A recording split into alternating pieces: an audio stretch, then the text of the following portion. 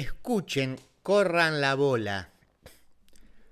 Se lo voy a hacer casi de manera de cantito como para arrancar. Escuchen, corran la bola.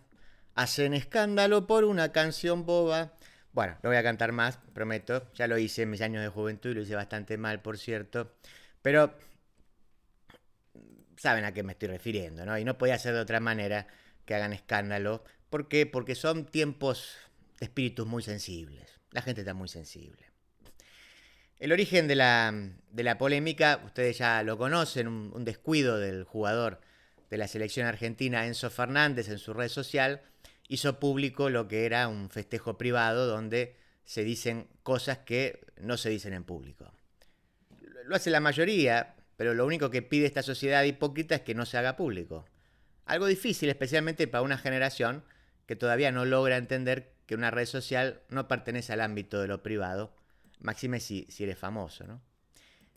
La canción en cuestión se había difundido durante el Mundial 2022 e incluye, ¿cómo decirlo?, toda la incorrección política posible porque discrimina al colectivo trans, habla despectivamente de Mbappé como teniendo un vínculo con una persona travesti, etcétera, ¿sí? También es machista, claramente, cuando tiene toda esa cosa de los vamos a correr, los vamos a matar, digamos, toda esa cuestión, y sobre todo porque es profundamente racista, ¿no? Refiere a que en realidad son africanos, y, bueno, en fin. No se puede más que repudiar, digamos, todo ese contenido, está claro. Ahora bien, uno comprende que el progresismo es el único que tiene el beneficio del contexto cada vez que necesita defenderse, pero obviar que se trata de una canción de cancha que tiene que ver con el folclore del fútbol y que se realiza también con fines lúdicos, es parte de un juego, es parte de una broma, es desconocer demasiadas cosas. Yo entiendo, ustedes van a decir, se puede objetar que en nombre del folclore se justifican mensajes y hechos aberrantes, además de en muchos casos promover una suerte de conservadurismo o el inmovilismo total, y es el folclore, es el folclore. Y estoy completamente de acuerdo, tienen razón si dicen eso. Ahora, pero tomar el mensaje del folclore, en este caso del fútbol, en un sentido literal, es un gran error. Es un gran error. Ahí yo creo que está el problema. No se trata de defender el folclore por el folclore mismo. Se trata de entender. Y aquí, fíjense, el argumento no puede ser aquel que denuncia una supuesta naturalización. Como decimos, y son mensajes, es un contenido que está naturalizado. No, no hay naturalización de un mensaje repudiable. El mensaje lo es, lo dijimos, pero no hay una naturalización. Hay directamente un mensaje distinto, una connotación distinta, otras cosas en juego, otros valores, otro significado en esas palabras. Los ejemplos brotan por doquier. Ustedes saben, me gusta el fútbol, así que voy a la cancha. No les voy a cantar las canciones de la hinchada de Vélez, pero todas las hinchadas tienen la suya y son más o menos las mismas, ¿no? Los muchachos, por cierto, no son muy creativos. Así que digamos que todas las hinchadas se agreden verbalmente y se amenazan con una terminología que uno podría juzgar del peor machismo, ¿no? Esta cosa de yo tengo aguante, te vamos a matar, los vamos a correr, te vamos a ir a buscar, ¿sí?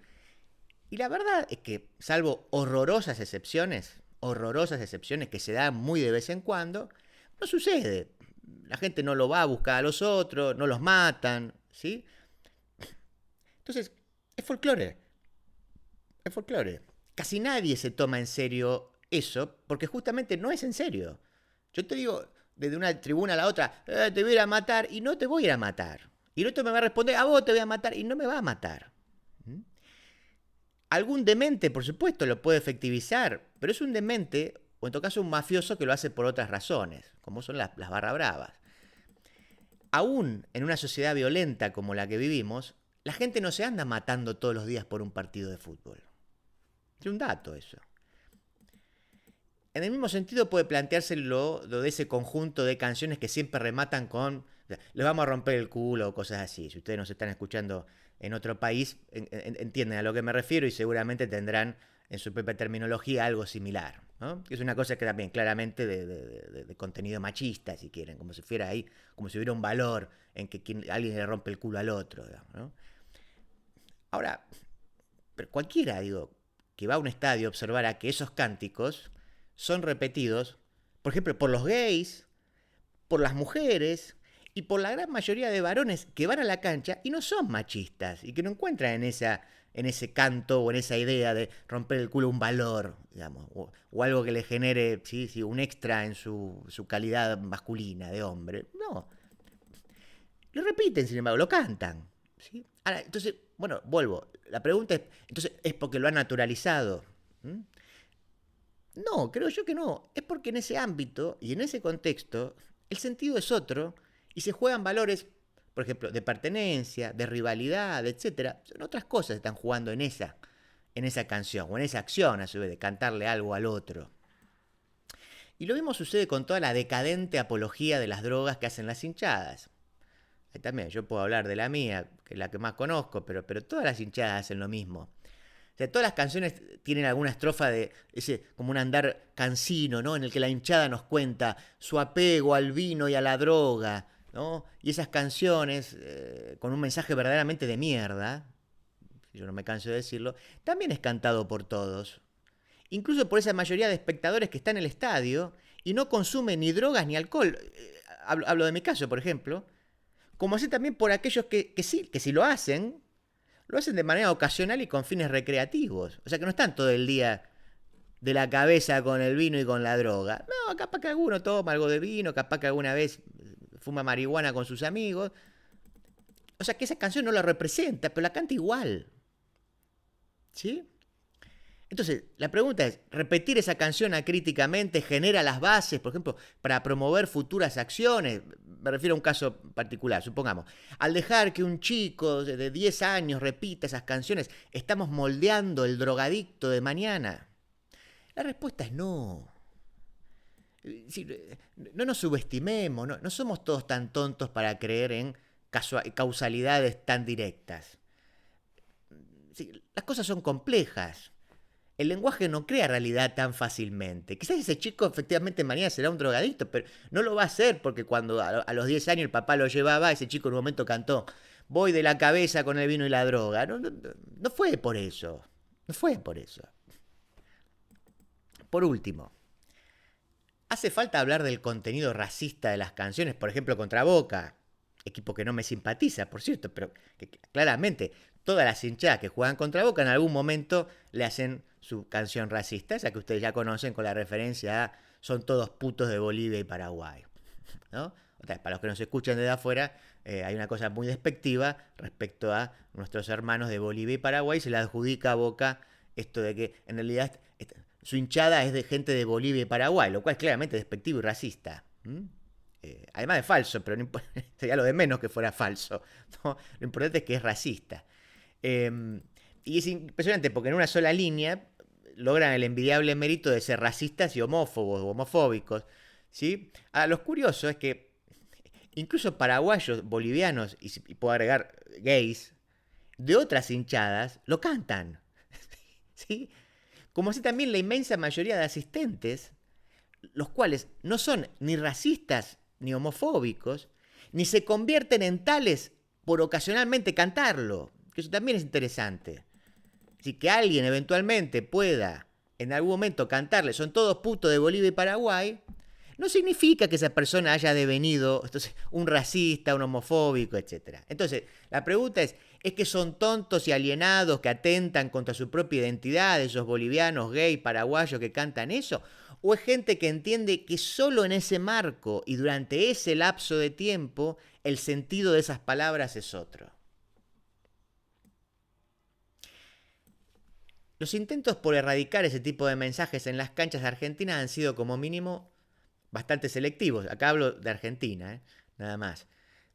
El juego se suspende, por ejemplo, cuando hay un canto racista o antisemita. Estoy pensando, por ejemplo, en lo que sucede contra Atlanta, ¿no?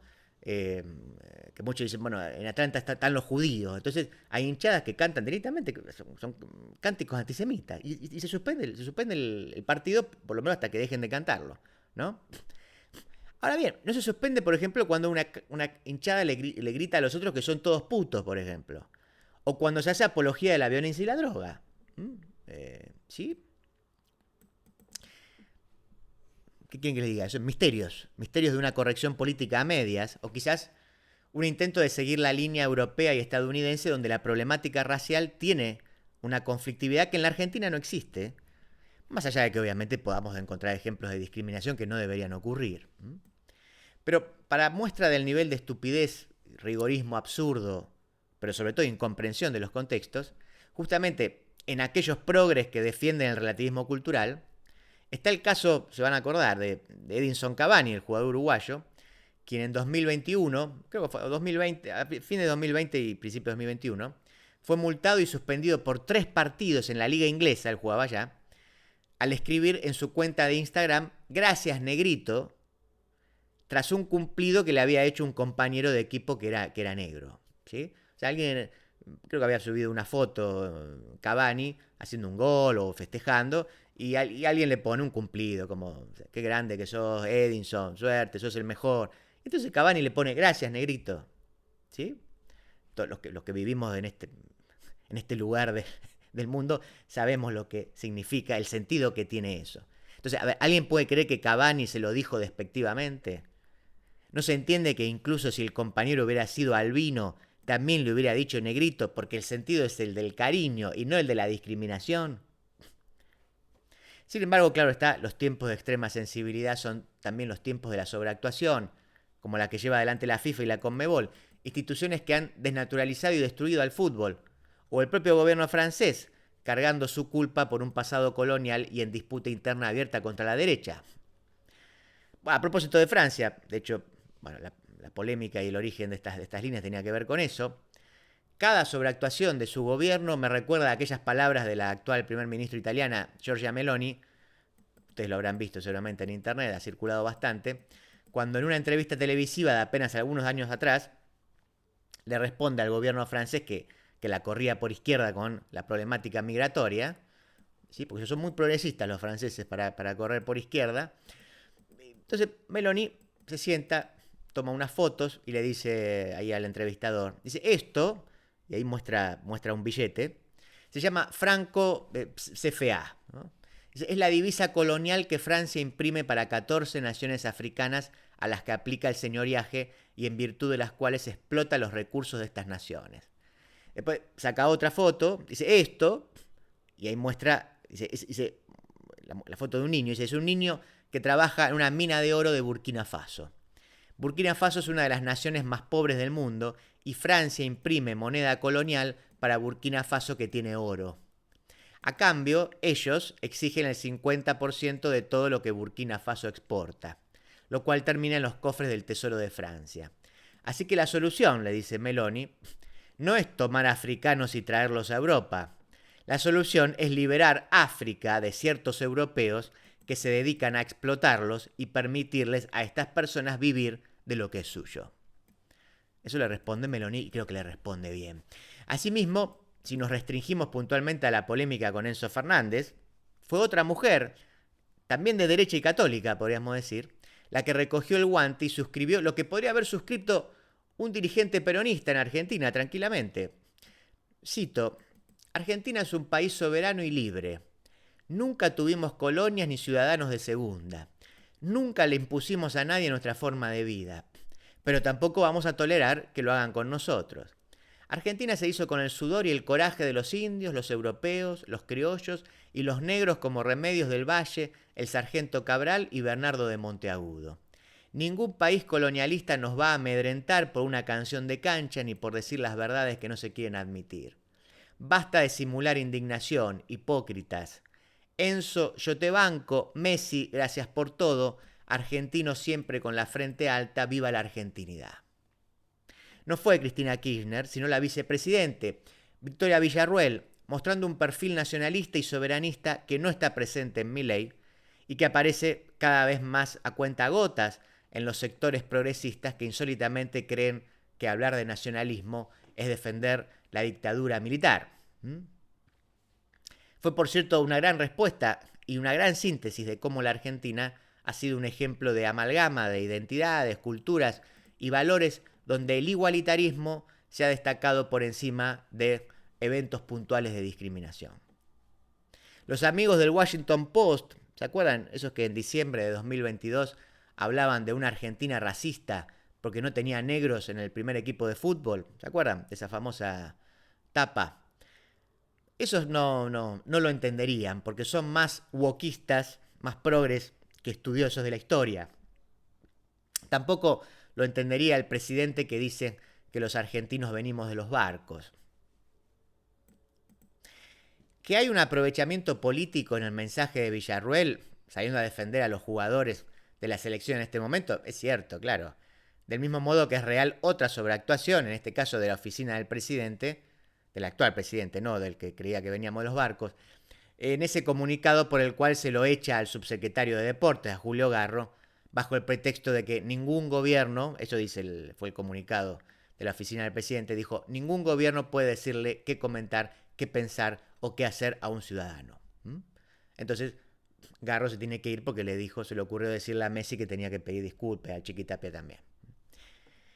Por supuesto que es una declaración grandilocuente y falaz, porque ningún derecho es absoluto, ni siquiera el de expresión, pero claramente está dirigido a la progresía que le ha entregado la bandera de la libertad a la derecha y anda con el dedito amonestador controlando quiénes cumplen cada uno de los preceptos de la moralidad neopuritana.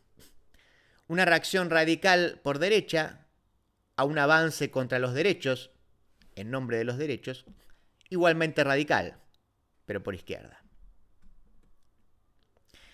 Para finalizar, entonces, escuchen.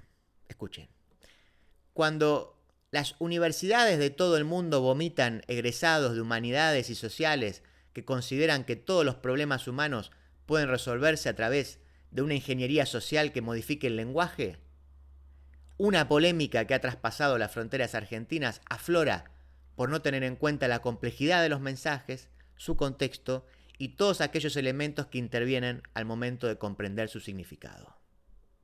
¿Ya escucharon? Bueno, ahora corran la bola.